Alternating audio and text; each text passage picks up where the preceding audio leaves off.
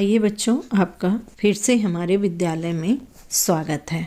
बच्चों, इससे पहले हमने रक्त की संरचना के बारे में जाना था कि इसमें 3 मूल कणिकाएं होती हैं, लाल रक्त कणिकाएं, श्वेत रक्त कणिकाएं और प्लेटलेट्स। ठीक है, आज हम रक्त के जमने के बारे में जानेंगे कि आखिर रक्त जम कैसे जाता है। कुछ हम रक्त के ग्रुप यानी ब्लड ग्रुप के बारे में जानेंगे। फिर ब्लड ग्रुप की हमें क्यों ज़रूरत पड़ती है वो जानेंगे। ब्लड बैंक क्या है और ये कहाँ कहाँ होते हैं इसके बारे में जानेंगे। और रक्तदान हम क्यों करते हैं और कैसे करते हैं इसके बारे में जानकारी लेंगे। बच्चों, सबसे पहले हम जानते हैं कि रक्त का जमना क्या होता है। आपने देखा होगा, कभी चोट लग गई या रक्त बहने लगा, लेकिन थोड़ी देर के बाद ही आप देखते होंगे कि वहाँ का रक्त गाढ़ा होकर जम जाता है। इसे हम रक्त का जमना कहते हैं। यह एक रासायनिक क्रिया है जो रक्त के प्लेटलेट्स के कारण होता है।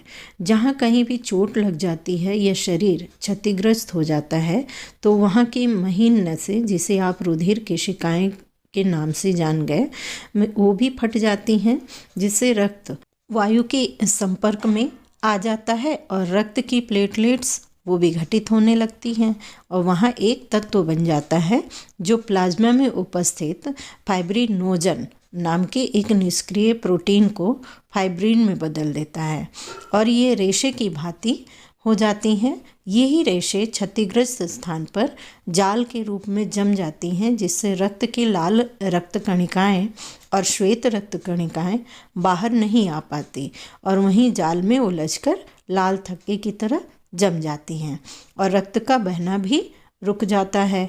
लेकिन कुछ समय बाद यहीं से आपने एक पीले रंग का द्रव निकलते हुए देखते होंगे। इसे हम सीरम कहते हैं। अब आइए हम जानते हैं कि रक्तदान क्या है और रक्तदान क्यों किया जाता है। बच्चों, आपने देखा और सुना होगा कि एक्सीडेंट के बाद घायल व्यक्ति को हॉस्पिटल में एडमिट करने पर कभी कभी डॉक्टर ने ब्लड चढ़ाने की बात की होगी, क्योंकि घायल व्यक्ति के शरीर से अधिक ब्लड बह जाने के कारण उसके जीने की संभावना कम हो जाती है। अतः उसकी जान बचाने को ब्लड चढ़ाने की भी आवश्यकता होती है।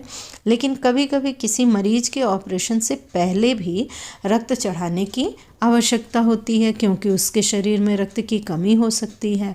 तो इस प्रकार आप समझ गए कि रक्त का चढ़ाना किसी के जीवन को बचाने के लिए बहुत आवश्यक और महत्वपूर्ण है। अब आइए हम बात करते हैं कि यह रक्त चढ़ाने के लिए आखिर लाया कहाँ से जाता है।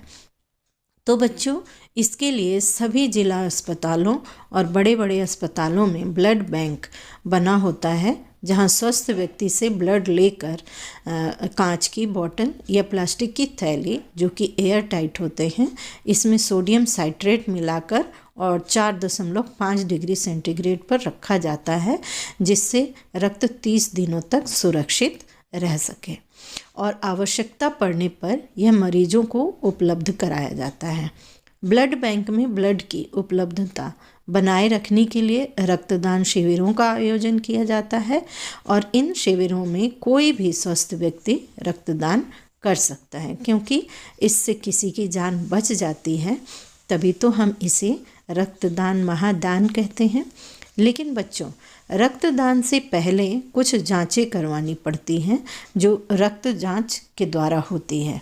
इसमें रक्तदान करने वाले का रक्त लेकर उसमें HIV, hepatitis B, hepatitis C और मलेरिया आदि के विषाणुओं की जांच की जाती है और यह निश्चित किया जाता है कि उसके ब्लड में विषाणु, जीवाणु या प्रोटोजोआ ना हो। यदि इसका रिपोर्ट पॉजिटिव आ जाता है तो वह व्यक्ति रक्तदान नहीं कर सकता है, लेकिन अगर इसका रिपोर्ट नेगेटिव आता है तभी वह रक्तदान कर सकता है। रक्त का आदान प्रदान रक्त आधान यानी कि ब्लड ट्रांसफ्यूजन कहलाता है। सबसे बड़ा blood bank red cross society है। तो बच्चों, आपको यह भी जानना जरूरी है कि रक्त चढ़ाने से पहले या चढ़ाए जाने वाले रक्त का ग्रुप जिसे रक्त चढ़ाना होता है उसके रक्त के ग्रुप अर्थात ब्लड ग्रुप से मैच भी होना चाहिए। यदि यह ग्रुप मैच नहीं होता तो मरीज की जान भी जा सकती है। अब आप सोच रहे होंगे कि यह ब्लड ग्रुप क्या है, तो आइए हम ब्लड ग्रुप के बारे में भी जान लेते हैं और यह भी जान लें कि आखिर ग्रुप मैच ना होने पर जान जाने का खतरा क्यों रहता है। देखिए, खोजों के आधार पर कार्ल लैंडस्टीनर नामक वैज्ञानिक ने रक्त को लाल रुधिर कणिकाओं में पाए जाने वाले प्रतिजन यानी एंटीजन के आधार पर मनुष्य के रक्त को 4 वर्गों में बांटा। उन्होंने बताया कि मनुष्य के रक्त में 2 प्रकार के प्रोटीन पदार्थ होते हैं, एक एंटीजन यानी प्रतिजन और दूसरा एंटीबॉडी यानी प्रतिरक्षी। अब इसमें प्रतिजन या एंटीजन जो है वो लाल रुधिर कणिकाओं की जीव कला की बाहरी सतह पर स्थित होते हैं और ये 2 प्रकार के होते हैं, प्रतिजन ए और प्रतिजन बी। इसमें जो ए और बी लिखा जाता है वो बड़े अक्षरों का लिखा जाता है। साथ ही प्रतिरक्षी या एंटीबॉडी ये रक्त के प्लाज्मा में पाए जाते हैं और ये भी 2 प्रकार के होते हैं, प्रतिरक्षी ए और प्रतिरक्षी बी। इनके ए और बी को छोटे अक्षरों में लिखा जाता है। विभिन्न रुधिर वर्गों में इनकी स्थिति इस प्रकार होती है। ब्लड ग्रुप ए में प्रतिजन ए और प्रतिरक्षी बी, ठीक है, और ब्लड ग्रुप बी में प्रतिजन बी प्रतिरक्षी ए। देखिए यहाँ बी के साथ ए है, ए के साथ बी है। अगर ए के साथ ए और बी के साथ बी कभी भी मैच कर जाएगा तो वो रक्त प्रवाह नहीं करेगा, वो जम जाएगा, ठीक है। इसीलिए गलत ग्रुप किसी दूसरे ग्रुप वाले को नहीं चढ़ाया जाता है। अब है ए बी, इसमें प्रतिजन ए भी है बी भी है, लेकिन इसमें प्रतिरक्षी कोई नहीं है, क्योंकि अगर यहाँ बी होता तब भी इसका रक्त प्रवाह नहीं हो पाता, ए होता तब भी नहीं हो पाता, दोनों एक साथ होने ही नहीं चाहिए, ठीक है। ग्रुप ओ में कोई भी प्रतिजन नहीं होता है, लेकिन प्रतिरक्षी दोनों पाए जाते हैं, ठीक है।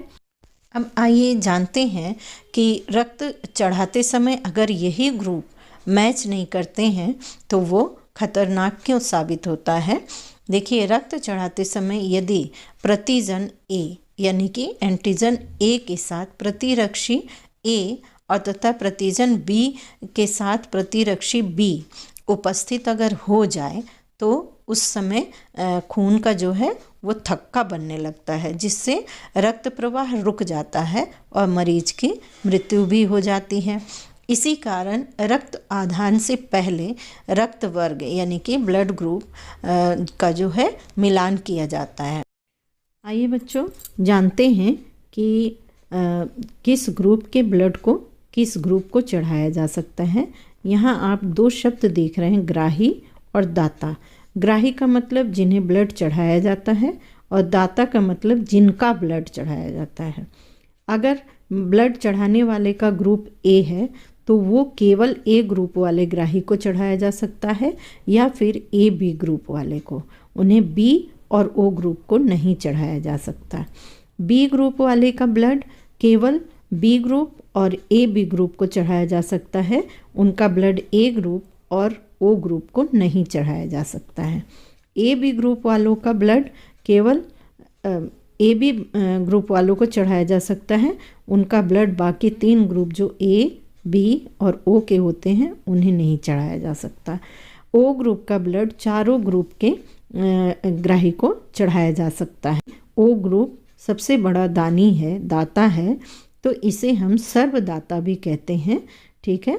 और इनको ग्लोबल डोनर और जो ग्राही ए बी हैं ये सभी ग्रुप के ब्लड को ले लेते हैं, तो इन्हें सर्वग्राही भी कहते हैं। आप लोगों ने रक्त के बारे में बहुत कुछ जाना।